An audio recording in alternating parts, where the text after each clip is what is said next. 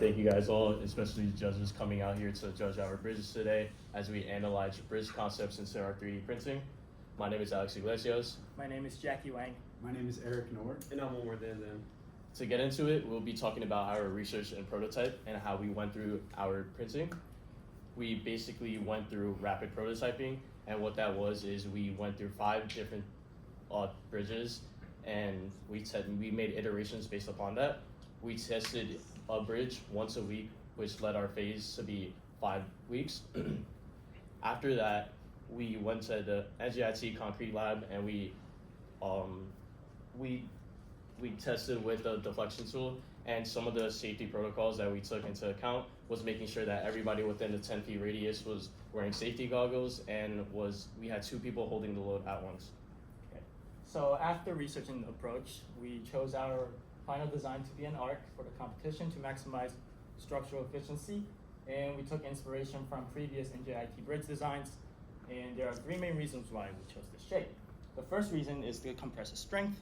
The arc allows the applied load to be in compression throughout the curved members, and that is because of reason 2, the natural load transfer, which the circular curve actually manages the load path, allowing the weight to start at the center of the hook, but actually transitions the transverse load into axial load, and last but not least, the stiffness to weight ratio.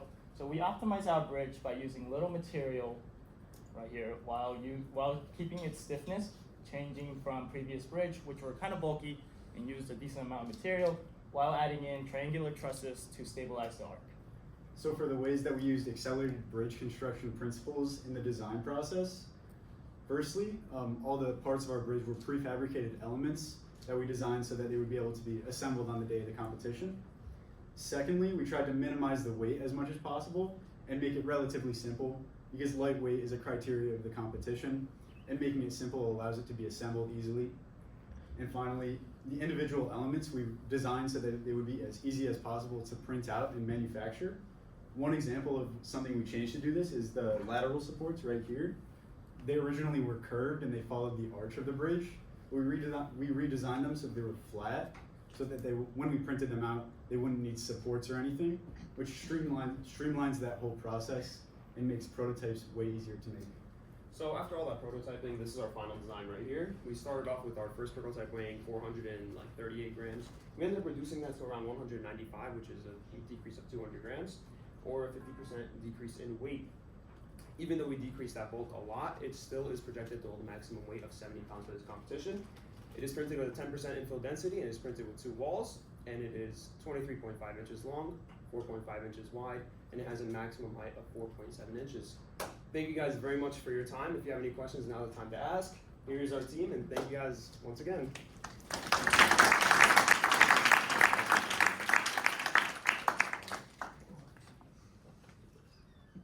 So, I guess as a judge, I'll ask a question. As far as assembly, have you tried assembling it? Okay, good. So you mentioned accelerated bridge construction. I was curious if you could go into a little bit more depth as to, the order that you would take to assemble it. So the one assembling it is our captain, but we would assemble the trusses first, then like the lateral supports, then the deck would go before the lateral supports, sorry. And then these lateral supports, you can kind of see in the picture, they would go on actually before the deck. Okay, thank you. And was it hard to remove 50% of the mass? Okay, it wasn't actually that bad, because we actually started the bridge with about 400 grams, and it actually withheld a little too much weight, because our target is 70 pounds, and it actually withheld our captain. He stood on it, so that's what it is. And then we kept on reducing, and eventually we cut each one down by like 100 grams, and then that's how we reached. And also based after each time we tested, we made iterations based upon that, and over time we were able to reduce it, so it wasn't difficult for our designer. Okay. You mentioned like some of the safety concerns and having those safety glasses during the testing. Did you guys have any failures during testing, and what do those failures look like? Failures with the bridge being destroyed? Yeah, like before the 70-pound load. Nothing like that exploded, but some of the failures that we had were when we loaded it, it would just break at 25. Oh wow. Yeah. And what was the mass of that bridge? The one that broke at 25? That one was around, I would say like 200 grams. Or like 214, yeah. Nice. Because the printing had an issue, so then the ladder had an issue, and that resulted in it breaking. So yeah. Very good. Any audience questions? If not, let's There's Martin, one. oh, You guys say you guys have two walls and 10% infill.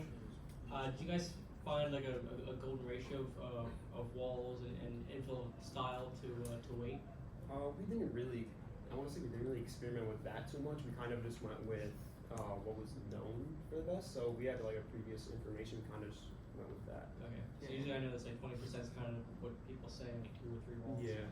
And also, we had advice from our ASE president, and he told us the gyroid is the best filament for it, Yeah. and that's what we ended up using. Okay.